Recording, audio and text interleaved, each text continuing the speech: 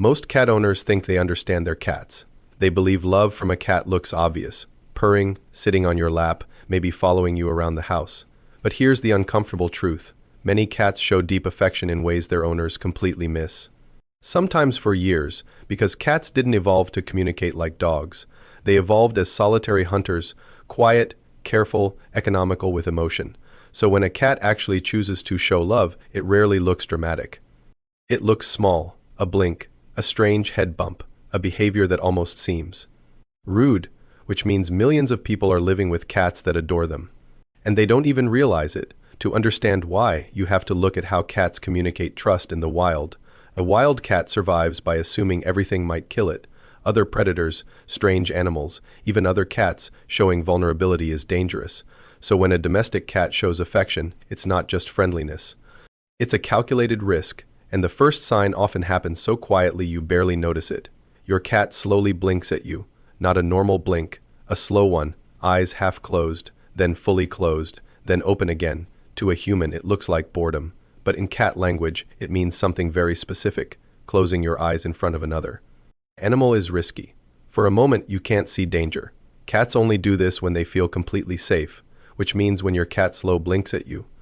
It's essentially saying, I trust you enough to be vulnerable. In controlled studies observing domestic cat behavior, researchers noticed something interesting when humans slowly blinked back at cats.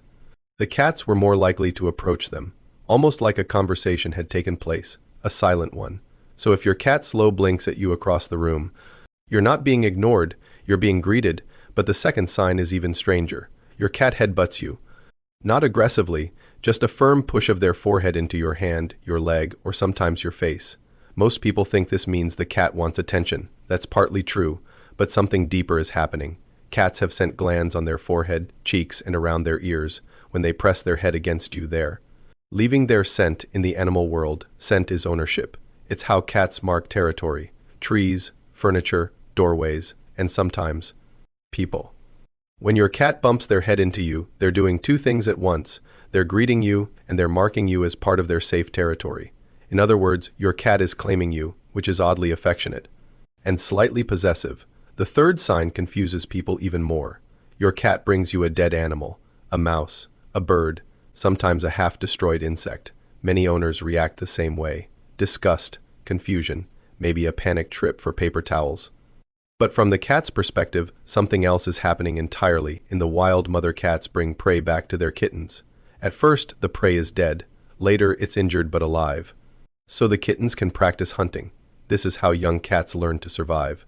So when your cat drops a dead mouse at your feet, it may not be random. It may mean your cat thinks you're terrible at hunting, and it's trying to help, which sounds insulting.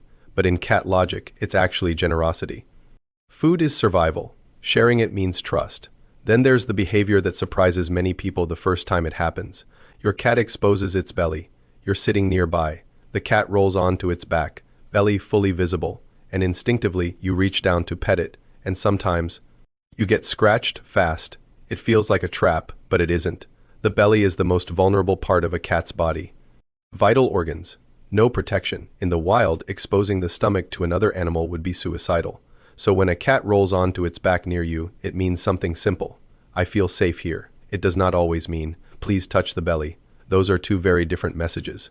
Cats trust you enough to reveal their vulnerability. But they may still prefer that you admire it from a respectful distance. Which leads to another subtle sign of affection.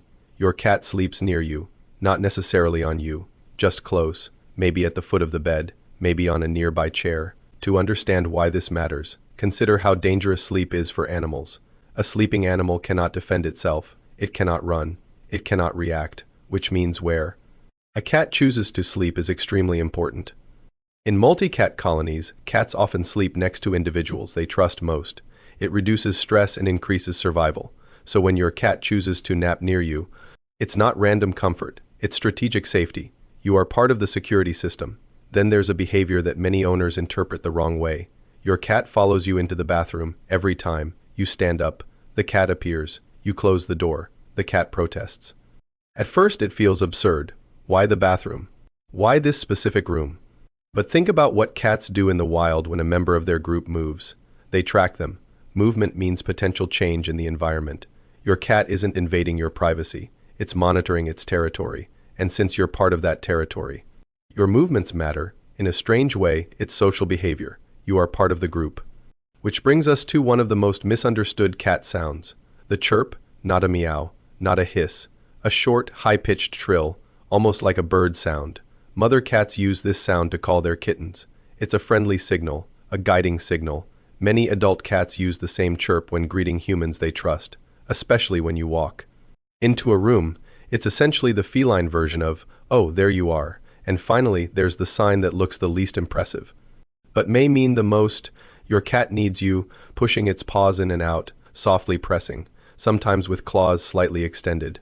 Most people know this behavior as making biscuits, but the origin is surprisingly emotional.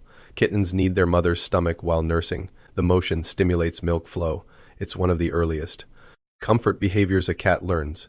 Many adult cats continue kneading later in life, but only in places they feel extremely relaxed, soft blankets, warm surfaces, and sometimes, when a cat needs your lap, it's tapping into one of the deepest memories of safety it has: early life, warmth, food, protection. In that moment, your presence triggers the same comfort response, which means something quietly profound to your cat: you resemble home. And when you step back and look at all these behaviors together, a strange pattern appears. Cats don't show love the way humans expect.